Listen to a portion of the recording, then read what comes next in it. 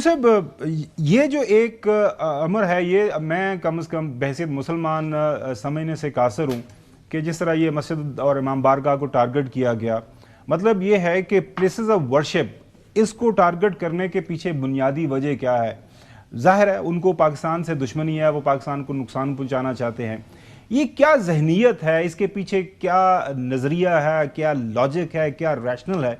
मतलब आप अपने तजर्बे की रोशनी में अगर मुझे थोड़ा बता सकें कि क्यों ये मसाजिद को, इमाम बारका को और मुख्तलिफ ऐसी जगहों को टारगेट करते हैं जो कि रिलीजियस डेवलपमेंट है। चोई साहब। नहीं, क्योंकि आपका जो दीन है ना उसमें, और आपके जो लोग हैं पाकिस्तान के, उनके अंदर दीन इस तरह जैसे खून दौड़ रहा है ना, इसी तरह वो मुसलमान हैं और अल्लाह और उसके रसूल पर ईमान रखते हैं। तब इनके अंदर जो छोटे छोटे मसल की और फ़िरका वाराना इख्तलाफात हैं फ्रोई, वो पहले सबका इत्तेफाक है अल्लाह रसूल और उनके पैगाम पर। तो ये इनके ऊपर इस तरह की जगहों पर हमले करके पाकिस्तान को फ़िरका वाराना तकसीम के ज़रिए मज़ीद तकसीम करके तबाही की तरफ लेके जाना चाहते हैं। आज तक तो वो कामयाब नहीं हुए, लेकिन वो हमें तो तबाह कर रहे हैं ना। लोग हमारे जो हैं उनको, जिस तरह आज जितनी कैजुअल्टीज़ आई हैं, ये मामूली वाक़या तो नहीं है। तो बहरहाल हमें तो इसको फेस करना है, इसका मुकाबला करना है। अगर हम बैठे हुए हैं सिर्फ बातें करके और मजम्मत करके घर चले जाएं तो इससे कुछ नहीं है। इक़दाम करने चाहिए, हमें एग्जैक्टली पता होना चाहिए कि वो क्या क्या कर रहे हैं और उसको हमने किस तरह काउंटर करना है। डॉक्टर कमर चीमा साहब, जाहिर है ये एक बहुत बड़ा चैलेंज है पाकिस्तान के लिए। माजी के अंदर हमें उम्मीद थी अफ़गानिस्तान से कि अफ़गानिस्तान वहाँ पे जब ये आएगी, लोकल गवर्नमेंट आएगी, लोकल जो इंटरिम गवर्नमेंट है, तो हालात बेहतर होंगे। लेकिन वो उसने तो बिल्कुल ही एक डिफरेंट रूट ले लिया है। वो रा के हाथों में चले गए हैं। अब उनका आए दिन कोई ना कोई मिनिस्टर, कोई ना कोई बड़ा अहदेदार वो दिल्ली का मुंह किया होता है, वहाँ पे जाके मुलाकातें हो रही हैं। और रॉ के बेसिस इस वक्त ख़बर के मुताबिक काफ़ी ज़्यादा स्ट्रॉन्ग हो गए हैं। अब वहाँ पे जो ISS की भी हमें प्रेजेंस का पता चल रहा है, और भी वेरियस जो इंटरनेशनली नोन दहशतगर्द ग्रुप्स हैं वो अफ़गानिस्तान के अंदर अब आ रहे हैं। क्या करना है हमें बहसीत पाकिस्तान? ज़ाहिर है दुनिया को भी बता रहे हैं, अफ़गानिस्तान को भी बता रहे हैं। स्ट्रेटजी हमें आइंदा जो है हफ्तों महीनों के अंदर क्या कौन सी अपनानी चाहिए? काइनेटिक ऑपरेशंस तो हो रहे हैं, उसके साथ साथ हमें क्या करना है? देखिए, पहली बात तो ये है कि अभी थोड़े दिन पहले ही इंडिया ने अपना बजट अनाउंस किया, तो उसमें अफगानिस्तान के लिए उन्होंने पैसे जो हैं वो बढ़ा दिए हैं वहाँ पे, डेवलपमेंट एंड ऑल दैट। तो इससे आप अंदाजा लगा लें कि क्या करने जा रहे हैं। दूसरी तरफ जो आप बात करें हमें क्या करना चाहिए, देखिए हमारे पास क्या ऑप्शंस हैं।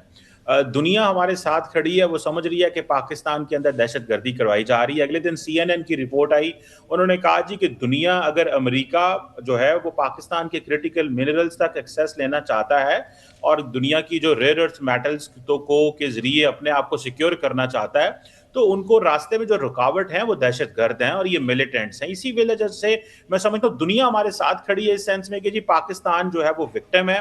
यहाँ पे जो हमें चीज करनी चाहिए, मेरा ख्याल है कि हमने अभी, जैसे हसन साहब ने शुरू में कहा कि हमने अफगान तालिबान को बड़ा क्लियरली कुछ बताया है, पैगामात भेजे थे, कुछ अटैक्स भी किए थे और पैगाम बड़ा क्लियरली पहुंचा था। मेरा ख्याल है कि चीजें अभी तक दोबारा कुछ जो है वो मोमेंटम बिल्ड करने की जरूरत है। और अगर आपको वो इस अंदाज से हिट कर रहे हैं, क्योंकि हमारे मुल्क के अंदर ये भी एक तासुर है ना कि वो समझते हैं कि शायद यहाँ पे पॉलिटिकल जो है वो पार्टीज के अंदर कंसेंसस नहीं है, तो हमारे बारे में अभी डिबेट ही पूरी उस तरह नहीं है। तो मैं समझता हूँ कि अफगान तालिबान को जो है वो वार्न करना चाहिए, वहां पे जहां जहां पे दहशतगर्दों की जो हम आज गाएं वहां पे स्ट्राइक करना चाहिए। मैं समझता हूँ हिट करना चाहिए। रिसेंटली कुछ खबरें आई थी कि उन्होंने इन TTP और दहशतगर्दों को पाक अफगान बॉर्डर से फिर मूव कराना शुरू कर दिया है। तो मैं समझता हूँ इस पे दोबारा जो है डॉक्टर साहब, जो चीजों को अफगान की प्रोसेस रीपेट्रिएशन है रेफ्यूजीज की, वो रीपेट्रिएशन का अमल फिर स्लो डाउन हो चुका है।